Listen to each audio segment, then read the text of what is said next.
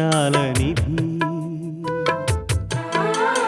ఓ విధి విచిత్రాల నిధి వింత కథల సారథి ఆశ నిరాశల వారధి నిరంకుశ నిర్ణయాల నిర్దయవానిధి ఓ విధి విచిత్రాల నిధి ఓ విధి విచిత్రాల నిధి. ఎన్ని జన్మలెత్తితే నాకు నీ అంత మంచి మనసు వస్తుంది లక్ష్మి. శత్రువుకైనా సేవ చేయగల గొప్ప మనసు నీది. ఆ మనసే ఎప్పటికీ నీకు శ్రీరామ రక్ష. వెళ్ళొస్తాను లక్ష్మి. మళ్ళీ నువ్వు తిరిగొచ్చే క్షణం కోసం ఎదురు చూస్తుంటానాయమ్మా.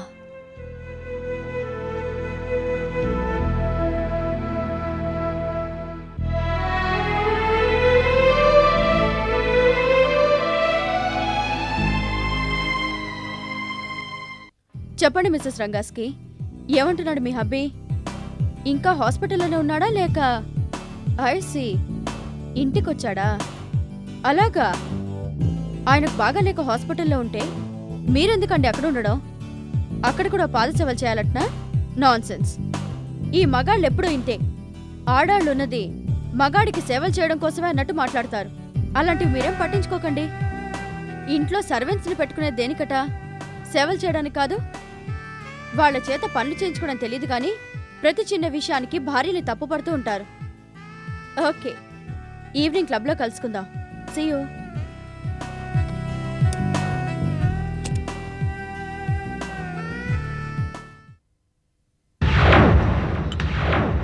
ఏంట్రా ఇది? కాఫీనా? నీ మొహన్లా ఉంది. వెళ్ళవతలికి.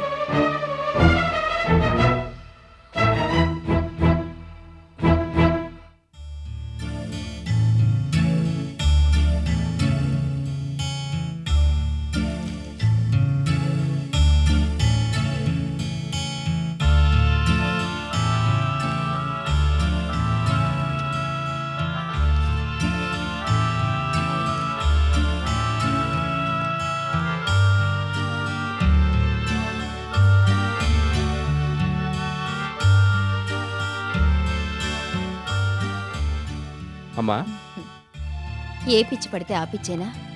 అమ్మనేది ఒకటి ఇంట్లో ఉందన్న సంగతి నీకు ఈ మధ్య గుర్తుండడం లేదు. అయ్యో బాబోయ్, మరీ ఇంత పెద్ద కంప్లైంట్ అయితే నేను తట్టుకోలేనమ్మా. అస్తమాను ఇలా కాఫీలు టీలు తాగి ఆరోగ్యం పాడు చేసుకోవడం ఎందుకు? భోజనానికి లేవచ్చుగా. కొలాబరేషన్ కోసం మనం జరిపిన కరెస్పాండెన్స్, మనం పంపిన ప్రపోజల్స్ మొత్తం ఒక ఫ్లాపీలకు ట్రాన్స్ఫర్ చేయాలని. ఆలోచన మంచిదే. ఆఫీస్ పని ఇంట్లో చేయనన్నా అన్నాను, కానీ టైం చాలా తక్కువగా ఉంది కదా అని. అందుకే త్వరపడి రూల్స్ తయారు చేసుకోవద్దు. ఒక్కోసారి కాళ్లకు బంధాలై చుట్టుకుంటాయవి. భోజనం అన్నావుగా, వెళ్దామా? ఇప్పుడేగా కాఫీ తాగో, కూర్చో. బాబు, ఒక విషయం అడుగుతాను, ఏమీ అనుకోవుగా? ఏమిటమ్మా అది? రాక రాక భార్గవి ఎంతో కాలం తర్వాత మన ఇంటికొచ్చింది. తానిక్కడికొచ్చే సమయానికి నువ్వు అమెరికా ప్రయాణం పెట్టుకున్నావు. అమెరికన్ కొలాబరేషన్ గురించి నాకేమీ పెద్ద ఆశ కూడా లేదు. కానీ నా ఆశలన్నీ దాని మీదే ఉన్నాయమ్మా. అది కాదు బాబు. నువ్వేం చెప్పబోతున్నావో నాకు తెలుసమ్మా. అమ్మ మనసేమిటో తెలుసుకున్నావుగా. ఈ ట్రిప్ క్యాన్సిల్ చేయి. లేదమ్మా. అదిగో, అమ్మ మాటకు మళ్ళీ ఎదురు చెప్తున్నావు. ఎదురు చెప్పినా ఒదిగిపోయినా నీ దగ్గరే కదమ్మా చేయగలను.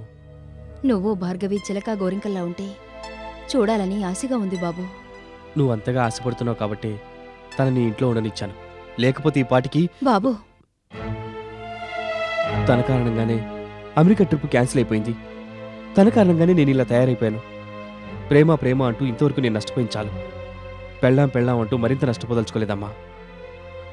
వినోద్ ఇప్పుడు నా దగ్గర ఉన్నాడు. అదే నాకు కొండంత ఊపిరి. 23 గంటల 59 నిమిషాలు బయట తిరిగి వచ్చినా ఒక్క నిమిషం వాడితో స్పెండ్ చేస్తే చాలు, అలసటంతా అలా మాయమైపోతుంది. పోనీ వాడి కోసమైనా ఈ ట్రిప్ క్యాన్సిల్ చేసుకోవచ్చుగా. నేనైతే చూస్తూ చూస్తూ వదిలి వెళ్ళలేను బాబు. చూడమ్మా, నాన్నగారు చనిపోతూ నాకు ఈ ఇంటిని నిన్ను కానుకగా ఇచ్చి వెళ్ళారు. రేపు నా కొడుక్కి నేను ఒక బంగారు భవిష్యత్తును కానుకగా ఇవ్వాలనుకుంటున్నాను. ఇప్పటి నుంచి బాట వేస్తే తప్ప అది సాధ్యం కాదు. సరే బాబు, నీ ఇష్ట ప్రకారమే కానివరా. నా ఇష్ట ప్రకారం ఏదైనా జరిగింది అంటే అది నీకు ఇష్టాన్ని కలిగించేదిగా ఉంటుందమ్మా. పద, భోంచేద్దాం.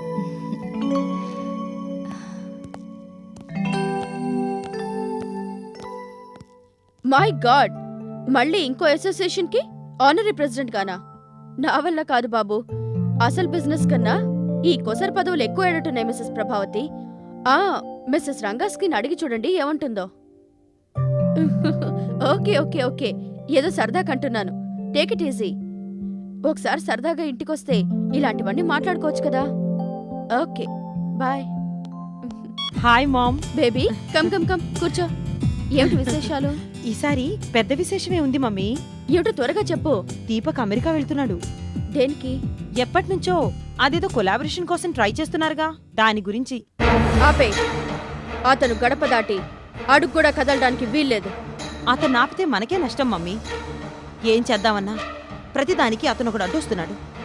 కొన్నాళ్ళు అతని ఇంట్లో లేడనుకో, అత్తెలాగో నా చేతిలో కీలుబొమ్మ కాబట్టి పరిస్థితుల్ని మనకు అనుకూలంగా మలుచుకోవచ్చు. పర్వాలేదే, నీకు నా తెలివితేటలు మెల్లమెల్లగా వచ్చేస్తున్నాయి. నేను నీ కూతుర్ని మమ్మీ. నువ్వు నా కూతురువని ఇప్పుడు కాదు బేబీ. అహంకారంతో విర్రవీగుతున్న ఆ లక్ష్మీదేవిని నువ్వు నా కాళ్ళ దగ్గర పడేసిన రోజున అప్పుడు ఒప్పుకుంటాను.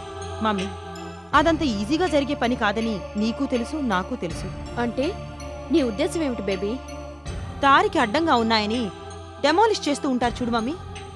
దాదాపు అలాంటి ప్రోగ్రాం ఇప్పుడు మొదలైంది. లక్ష్మీదేవి అనేదాన్ని ఒక్కసారిగా కూల్చడం సాధ్యం కాదు. పునాది నుంచి తవ్వుకుంటూ పోవాలి. అది ఆల్రెడీ మొదలైంది. ఆయా అనేదొకటి ఆ ఇంట్లో ఉంది. అది అనవసరంగా అన్ని విషయాల్లోనూ ఇంటర్ఫియర్ అవుతూ ఉంటుంది. లెఫ్ట్ అండ్ రైట్ ఇవ్వకపోయావా? ఇవ్వడమే కాదు, ఏకంగా ఇంట్లోంచే పంపించేశాను. ఇది నా ఫస్ట్ విక్టరీ మమ్మీ. పని మనిషిని పంపించేయడం విక్టరీనా బేబీ? ఆయా అనేది పని మనిషి మాత్రమే కాదు, లక్ష్మీదేవికి చాలా విషయాల్లో అడ్వైజర్ కూడా. I see. ముందు దాన్ని ఇంట్లోంచి పంపించేస్తే సగం పీడ విరగడైపోతుందనుకున్నాను, పంపించేశాను.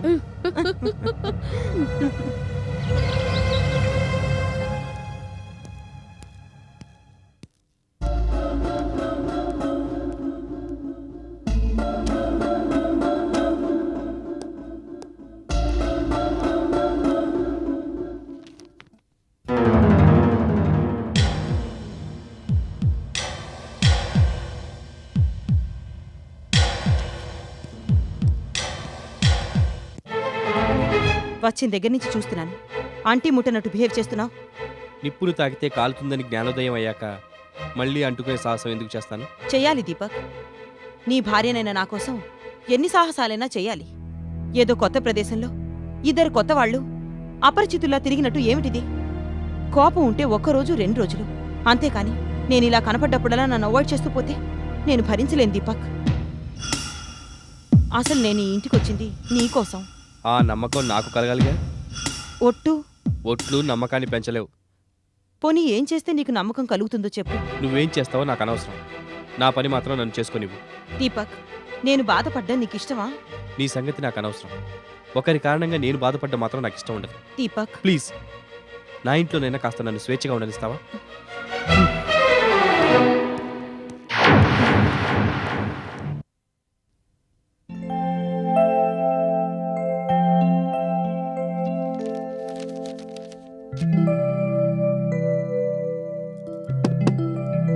కమెన్.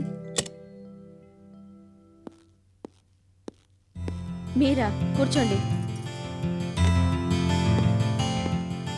డోర్ నాక్ చేయడం, అపాయింట్మెంట్ తీసుకోవడం లాంటి ఫార్మాలిటీస్ మీరేం పాటించనక్కర్లేదు mister Sudhakar. Thank you madam.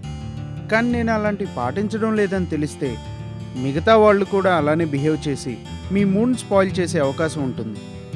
అందుకే నలుగురిలో నేను ఒకడిని ఫీల్ అవుతూ నా స్టైల్లో నేను వర్క్ చేస్తాను. Good, keep it up mister Sudhakar. బహుశా ఇందులో ఉన్న వాస్తవాలు కొన్ని మిమ్మల్ని మనస్తాపానికి గురి చేయవచ్చు. అయినా సరే మీరు నాకు అప్పగించిన పని చేయడం నా బాధ్యత కాబట్టి చేశాను. మీ దగ్గర నమ్మకంగా పనిచేస్తూ రవీంద్ర మీ దృష్టికి రానివ్వకుండా రహస్యంగా ఉంచిన అంశాలు, లోయర్ లెవెల్లో స్టాఫ్ని భయపెట్టి అతను కృష్ణప్రసాద్ కలిసి చేయించిన పనులు మొత్తం అందులో ఉన్నాయి మేడం. మీరు ఒకసారి చూస్తే. నో మిస్టర్ సుధాకర్, అవేమిటో తెలుసుకోవడం నాకు ఇష్టం లేదు. వాటిని సాల్వ్ చేయడానికి, సరిదిద్దడానికి మీకెలాంటి పవర్స్ కావాలో చెప్పండి, ఇస్తాను. కొన్ని విషయాలు పాలసీ మ్యాటర్తో ముడిపడి ఉన్నాయి కాబట్టి వాటిని కొలిక్కి తీసుకురావడానికి కొందరి మీద డిసిప్లినరీ యాక్షన్ తీసుకోవాలి కాబట్టి ఆ ఫైల్ మీరు చదవడం తప్పనిసరి అని నేను అనుకుంటున్నాను. నేను చేసే ప్రతి పని నా పై అధికారికి తెలియాలి. అప్పుడే రేపు నేను చేసే పనులకు పూర్తి మద్దతు ఉంటుంది. నా పై అధికారి కంపెనీ యజమాని మీరే కాబట్టి మీరు ఆ ఫైల్ చూడటం తప్పనిసరి. Okay mister Sudhakar, me style of functioning నాకు నచ్చింది. మిమ్మల్ని అప్రిషియేట్ చేయకుండా ఉండలేకపోతున్నాను. ఫైల్లో నేను మెన్షన్ చేయకుండా మీతో ఓరల్గా చెబుతాననుకున్న విషయం ఒకటి ఉంది మేడం. ఇంటర్నల్ విజిలెన్స్కి సంబంధించిన వివరాలు నాకు తెలియవు, తెలుసుకోవాలని కూడా అనుకోవడం లేదు. కానీ అది మరింత కట్టుదిట్టం కావాల్సిన అవసరం మాత్రం ఉందని నేను ఫీల్ అవుతున్నాను. ఓకే, ఆ విషయాన్ని నేను చూసుకుంటాను. ఫైల్ స్టడీ చేశాక మిమ్మల్ని పిలుస్తాను. సరైన సమయంలో సరైన వ్యక్తిని సరైన చోట అపాయింట్ చేసుకున్నానని అనుకుంటున్నాను. మీ నమ్మకాన్ని 100% నిజం చేయడానికి ప్రయత్నం చేస్తాను మేడం. మ్.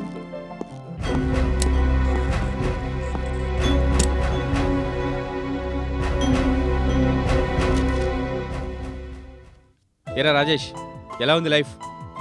నా విషయమా? పెద్ద బందికానాల నుంచి బయటపడ్డ ఫీలింగ్. జీవితంలో ఎవరెవరికి ఎంతెంత ఇంపార్టెన్స్ ఇవ్వాలో ఇప్పుడిప్పుడే తెలుస్తుంది. రేయ్, నీకు జోక్ చెప్పనా? భార్గవి మా ఇంటికి వచ్చింది.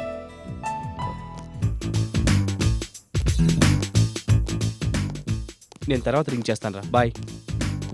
Hello mister Deepak, how are you? ఏంటి, మీరు స్పృహలో కూడా ఉంటారా? అప్పుడప్పుడు.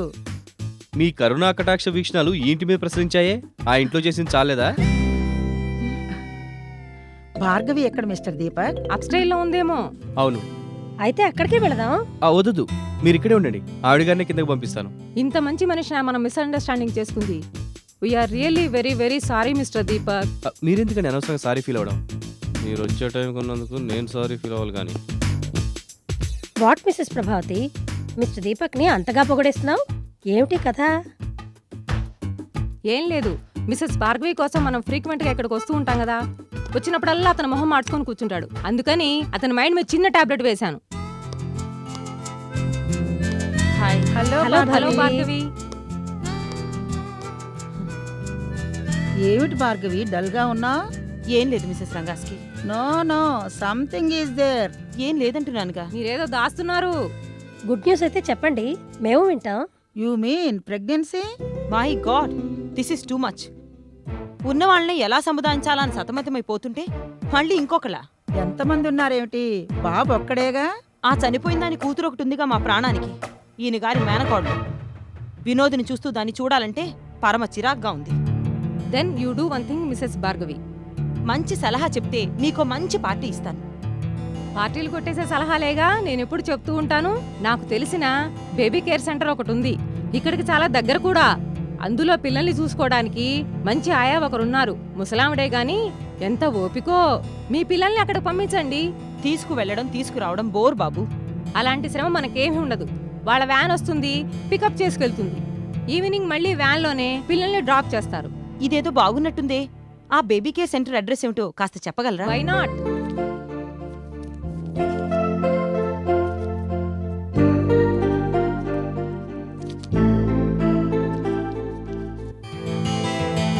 మంచి సలహా చెప్పారు. Thanks Mrs Prabhavati. ఇంకా మీరు మన ఊళ్ళోకి వచ్చేసేయండి.